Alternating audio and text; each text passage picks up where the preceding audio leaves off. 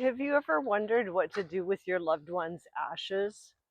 If so, you're not alone. A lot of people wonder what to do with them, and there's so many different options, um, even, including even scattering at sea if you don't want to keep them long term or you think that would be meaningful, or scattering when you travel or at your loved one's favorite spot or in your backyard. You can even bury their ashes. I was talking to my mom the other day. She has three sets of ashes sitting on her desk. She has my grandma's ashes. She has um, one of their cats that, um, gosh, it's been a very long time, probably more than a decade since the cat passed. But she still, thinks of him fondly. And then most recently, their little kind of not very old cat had to be euthanized. And so all those ashes are sitting there.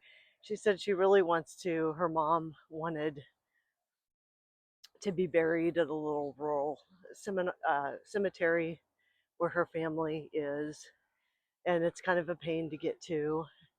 And she said she really wants to make that happen. But then when she talked to a cousin, the cousin's kids want to come. It's like everybody wants to come and turn it into a ceremony, and so it's not getting scheduled.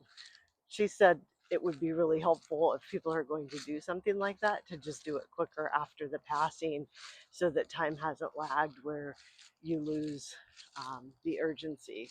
But on the other hand, she's got my grandma right there on her desk when she's working, um, which can be comforting at times. For me, um, one of my little dogs that passed away not too many years ago, I chose water cremation because I couldn't bear the thought of her with flame cremation. So I chose aquamation since it was gentler, and her little ashes were so white and cute from that. And I put crystals in with them, not because I thought she was still there, but just it felt meaningful, for the spirit of my little doggy. So there's all different things you can do. My aunt's ashes apparently are in my cousin's closet, and they have no idea what they're going to do with them. Um, and it's been a while, maybe 7 or 8 years since her mom passed. My mom still has that sister's clothes in her closet that she accepted because she felt bad not accepting them, and then she hasn't been able to bear with parting with them.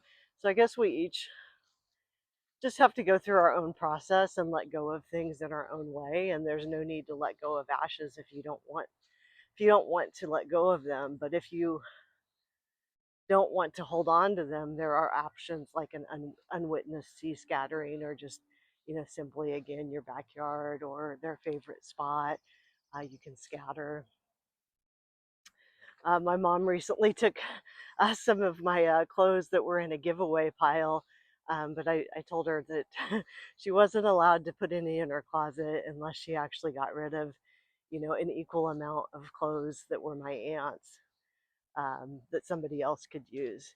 Now, I wouldn't have said that if it was, 6 months after she passed or even a year or two, but given that it's been 7 or 8 years, my mom knows it's time, and she can get rid of them, but again, in her own timing, as it is for everybody. I was talking to a friend not too long ago who bought their own pre-need, and they're pretty young, but she said she didn't have children, and she wanted to make sure things were taken care of. And she said, but what do I do with my ashes? And that's where an unwitnessed sea scattering actually could be helpful, because um, I don't know who doesn't want to be one with the sea or the ocean, the Pacific Ocean, and there's nothing remaining for anybody to feel obligated to hold on to. Yeah, so my mom was also saying that when her brother was cremated, but she said she thought that they buried a casket at the cemetery with his ashes. I I don't think that's the case. I think they probably had a very small plot that would accept or be able to hold an urn of ashes. They probably did not bury a whole casket where he cremated. I'm not saying that couldn't happen. You know, if that's what somebody wants to choose, it could be an option. Then we also got to talking about my my uncle completed suicide many years ago, and that was so hard for his kids, especially. I mean, his wife, my aunt, is actually the one who passed away, but really, really hard for his children. Um, and my mom said, "Was he cremated?" I said, "I don't think so. I remember there being, you know, a viewing." And she said, "Well, there couldn't have been a viewing because he wasn't in any kind of, you know, condition to be viewed." I said, "Well, I think there was a closed casket." So you can have the equivalent of a viewing, even if your loved one's not really viewable per se, but their body can be there present in a closed casket, and that's a different way to say goodbye. So it's, you know, it's really up to either what the individual wanted or what their family wants, what honors their wishes, but also what allows the family and friends to say goodbye in a way that's meaningful. So yeah, I think the bottom line is just, um, you know, we all grieve and let go in our own way, and some of us want to hold on to ashes maybe forever, and some people want to let them go, and that's either way is completely okay. Um, you know, I've known people who lost friends and then actually traveled with their friends' ashes to various locations and did a little scattering and kind of a memorial video at each location. So it's sort of like one last opportunity to travel the world or travel the country, depending on where you're going.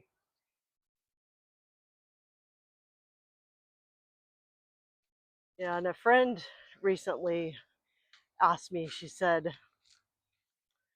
"So it's said that the DNA is in the bones." Well, I don't want to get into a biology lesson or anything, but she said the DNA, you know, a lot of cultures believe the DNA is in the bones. And is there a difference for families in being able to let go if their loved one is buried versus cremated and they have the ashes to take home? And I think that's a really fascinating question. Maybe it depends on the individuals or the families. But from my experience, you know, once somebody's buried, unless you're going to the cemetery to visit, you know, visit them, to visit their grave,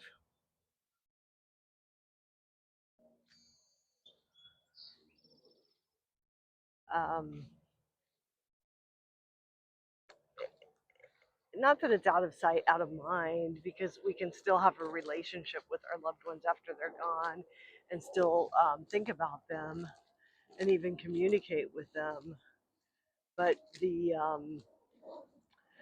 ashes being right there are like a really physical reminder of the essence and the spirit of the person and what really what it was like to be in relation with them, whatever that relationship was.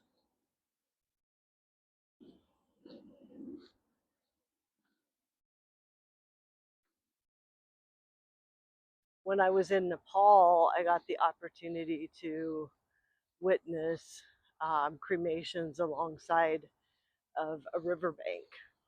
So they were in like on like old concrete piers or pyres, and then after the cremation, the ashes were swept into the river. I mean, that's, you know, kind of a traditional thing. It's not great for the water quality if people are drinking out of the river, but there's lot of other things that aren't great for the water quality. But they had a new crematory too to kind of control emissions. But a lot of people were holding on to the more traditional riverside cremations versus the more modern crematory.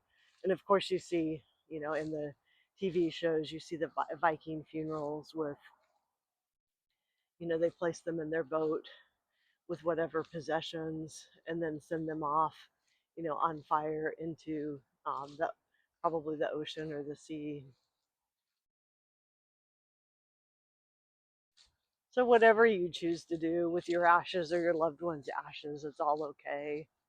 And it might change over time. You might want to keep them for a while and then later decide that you're actually ready to let them go, or that it would be meaningful to scatter or bury or place them in a mausoleum.